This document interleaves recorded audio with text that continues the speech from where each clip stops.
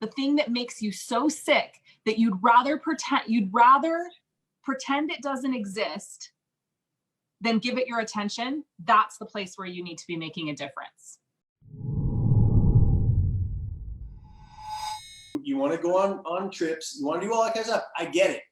But your soul will not be lit on fire until you decide whatever your competence is in life is meant to serve the people.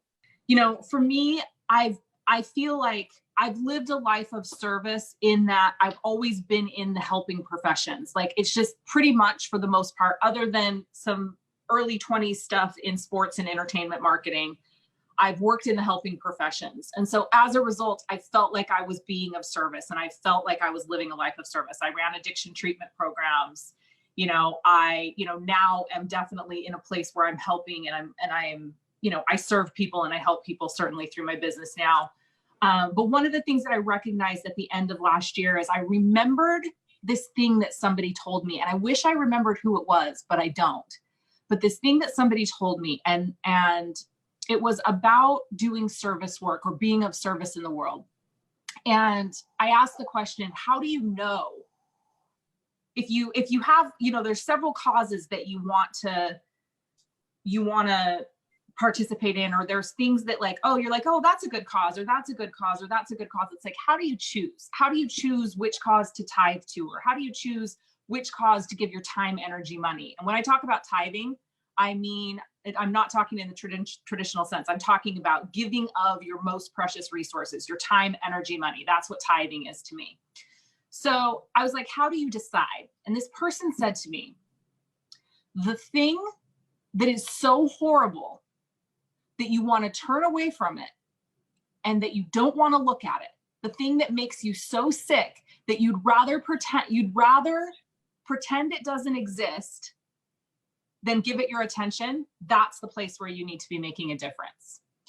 And it just struck me, because I was like, I'm not doing any of that. Like, it's like I grew up in addiction treatment, and I remember at the time that I was like, okay, so I need to find that thing. I need to find that thing. And I was asking myself the question again last fall, because I really wanted to start tithing in a substantial way from my business. And that came to me again. And I was like, what is the thing that I'd rather pretend like it doesn't exist, that I want to turn away from, that I don't want to look at it? And it is sex trafficking, right? And I talked, Jason, to you a little bit about, particularly for me, it's women of color. And it's that, they're looked for less. Their, police efforts and resources don't go towards finding them to the same degree that they do towards women that are not white women, basically. So we've been having and it's less reported, right? I mean, it's less reported. There's reasons behind the statistics, and to your point, one of the things that breaks my heart the most, and it happened on this last trip, and I'm going to try really hard not to tear up, but on this last rescue that we did, it was called the Super Bowl rescue that we went in, is that a lot of these girls nobody's looking for, whether they're white, black, Hispanic, Asian. It does, it crosses all racial borders. It comes down to what family was I born into? What family was I born into? And yes, it statistically leans more towards that side for a lot of reasons. And we don't need to get into it, because now you start pissing people off. I don't give a fuck about all that stuff. My point is that all children, I know there's other people that do for adults and all that kind of stuff, but for me, there's a special affinity towards somebody that's had choice ripped out of their life. A lot of us walk around with this victim mentality. I'm black, I'm white, I'm straight, I'm gay, I'm Republican, I'm Democrat. I'm a victim of something because, at some point in time, I need somebody to feel sorry for me to have value in this life. And that's bullshit, right? It weakens us as a society, weakens us as a human being.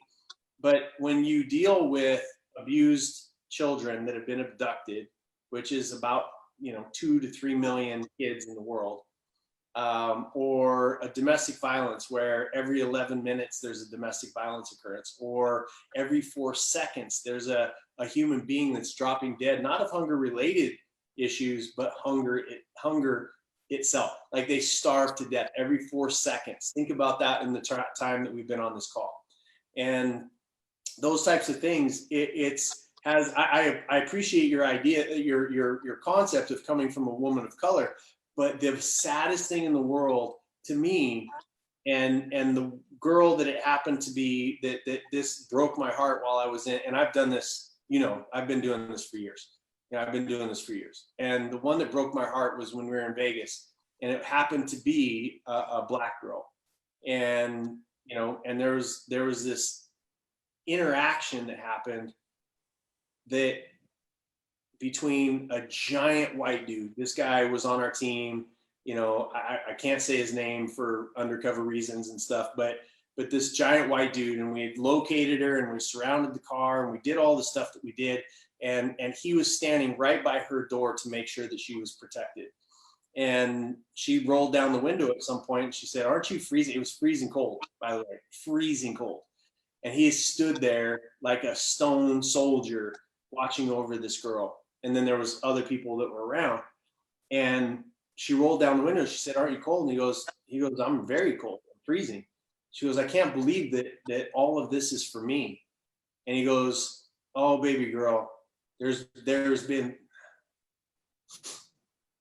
every time." I was trying not to let it get to me, but he said there's 33 people that have been praying for you and searching for you that don't even know you, that love you. And if that's not a